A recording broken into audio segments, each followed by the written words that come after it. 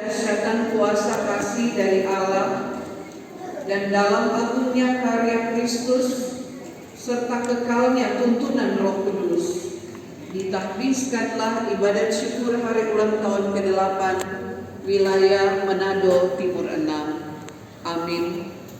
Dan damai sejahtera dari Allah Bapa kita dan dari Tuhan Yesus Kristus menyertai saudara-saudara. Pasal 12 akan saya bacakan bagi kita ayat 1 sampai dengan ayatnya yang kelima. Dari perikop pembebasan dan pembaharuan Yerusalem. Ucapan ilahi. Firman Tuhan tentang Israel. Demikianlah firman Tuhan yang membentangkan langit dan yang meletakkan dasar bumi dan yang menciptakan roh dalam diri manusia. Sesungguhnya aku membuat Yerusalem menjadi pasu yang menyebabkan segala bangsa di sekeliling menjadi pening. Juga Yehuda akan mengalami kesusahan ketika Yerusalem dikepung. Maka pada waktu itu aku akan membuat Yerusalem menjadi batu untuk diangkat bagi segala bangsa. Siapa yang mengangkatnya pastilah mendapat luka parah. Segala bangsa di bumi akan berkumpul melawannya. Pada waktu itu demikianlah firman Tuhan, aku akan membuat segala kuda menjadi bingung, penunggalnya menjadi gila. Atas kaum Yehuda aku akan membuka mataku, tapi segala kuda bangsa akan kubuat menjadi buta. Sesudah itu kaum-kaum di Yehuda akan berkata dalam hatinya, penduduk Yerusalem mempunyai kekuatan oleh karena Tuhan semesta alam, Allah mereka. Demikianlah firman Tuhan, kita dengarkan. Yang terkasih dalam Tuhan, sebagai warga gereja Masehi Injili di Minahasa, saya kira kita semua telah sama-sama merenungkan dan menghayati, khususnya di perayaan Minggu Sengsara yang kedua ini, tentang nubuatan Sakaria. Yang pasti saudara-saudara berkaitan dengan nubuatan itu selalu juga berbicara tentang suara kenabian. Karena suara kenabian sangat lekat dengan suara ilahi. Sebab kalau bicara suara ilahi atau suara kenabian, sang nabi hanya mendengarkan apa kata firman. Sang nabi mendengarkan apa yang menjadi petunjuk Tuhan, dan itu yang nantinya akan dia sampaikan dan teruskan kepada umat untuk mendengarkan semua pemberitahuan ini dan kemudian sampai kepada kenyataan dari apa yang dinubuatkan itu atau penggenapan dari apa yang dinubuatkan itu. Memang dari pasal 19, mulai dari pasal 9 sampai dengan ayat 14 itu berbicara tentang nubuat-nubuat tentang kedatangan Mesias. Mesias ini yang diurapi. Jadi kata-kata ilahi itu juga diarahkan kepada kedatangan Mesias nanti, yang merupakan orang yang diurapi oleh Allah, sehingga seluruh pelayanan yang berkaitan dengan suara kenabian itu kemudian dilanjutkan dan diaminkan dalam pekerjaan sang Mesias yang diurapi Allah, yaitu Yesus Kristus yang telah berkorban bagi kita semua.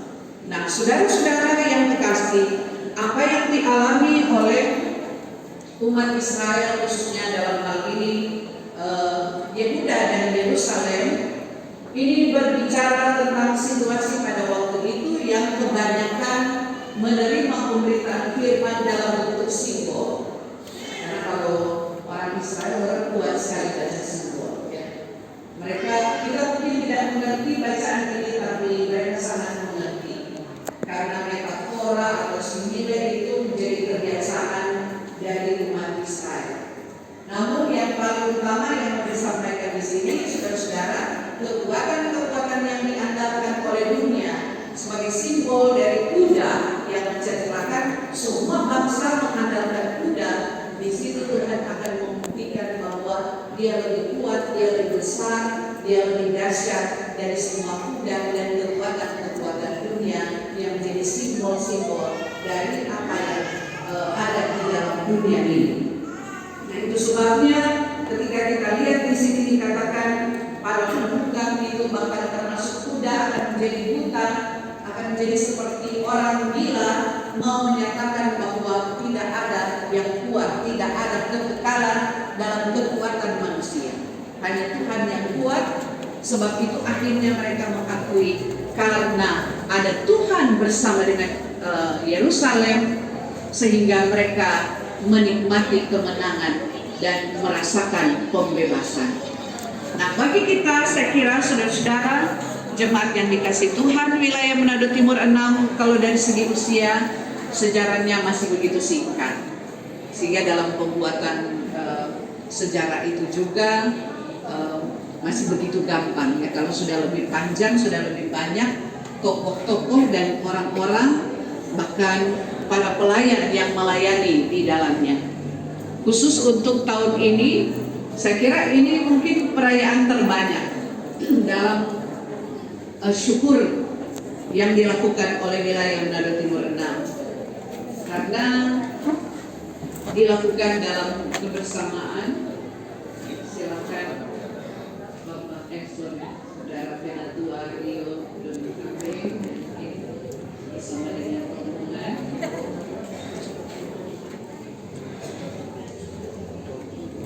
Karena itu saudara-saudara, sebagaimana yang disampaikan dalam berita firman oleh Zakaria ini mau menyatakan bahwa suara kenabian itu tidak akan pernah berhenti. Meskipun mau dihentikan, dia tidak akan pernah berhenti. Dan pembelaan Tuhan bagi umat dan milik kepunyaannya juga tidak akan pernah putus. Seperti yang dinyanyikan oleh jemaat Yerusalem tadi, karena kasihnya lah yang membuat kita semua boleh menikmati kuasanya, khususnya perjalanan kebersamaan di wilayah Manado Timur 6 ini. Setelah kita dimekakan dari wilayah Manado Timur 2, Manado Timur 2 menjadi 3 wilayah, 2, 5, dan 6. Maka dari situlah kita melihat sungguh luar biasa karya Tuhan. Begitu agung kasih Tuhan. Kita boleh menikmati semua ini saudara-saudara, karena bukan karena kekuatan kita. Ada banyak tantangan sebagaimana yang dialami oleh Yerusalem. Tantangan-tantangan ke depan juga masih banyak yang akan kita alami. Dan kita tetap percaya di dalam dan bersama dengan Tuhan, kita akan memiliki pembebasan dan pembaharuan. Semua kita membutuhkan pembebasan dan pembaharuan. Kalau pembaharuan itu terjadi, berarti ada hal-hal yang tidak berkenan yang kita tinggalkan. Ada pertobatan dan menghasilkan buah-buah pertobatan. Kalau ada pembaharuan, berarti ada kesadaran sebagai gerejanya bahwa kita ini adalah alat di tangannya. Maka kalau semua ini kita lakukan dalam kebersamaan sebagai satu wilayah, maka di sini juga kita tetap percaya suara ilahi Allah itu tetap berkumandang. Kita harus takluk kepada suara itu. Kita harus takluk kepada kehendak Tuhan itu, supaya gereja ini bertumbuh dan berbuah karena Tuhan, jangan karena yang lain. Karena meskipun gereja kita ada di dunia, pergumulan dunia, tantangan dunia pasti terbawa dalam persekutuan bergereja. Tapi kasih setia Tuhan tak tertandingi dan tak tersandingi. Kita berharap wilayah kita ini akan makin eksis ke depan, diberkati untuk jadi berkat bagi kemuliaan nama Tuhan. Sehingga semua pendeta yang ada di depan bersama dengan badan pekerja majelis wilayah, kita berikan dengan tangan.